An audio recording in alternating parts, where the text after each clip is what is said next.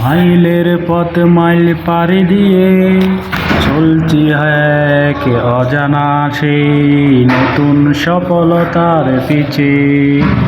সফলতার জন্য কত কিছু আত্মত্যাগ করতে হয় জীবনে। হয়তো আমি একদিন সবার মতো সফল হব, সে আশা প্রত্যাশা নিয়ে ছুটে চলা এক নতুন পথে। এটাই হলো আমাদের এক প্রবাস জীবন, কোনো এক সফলতার আশায় ছেড়ে আসলাম সব কিছু। নতুন জীবনের হবে কবে শুরু জানি না।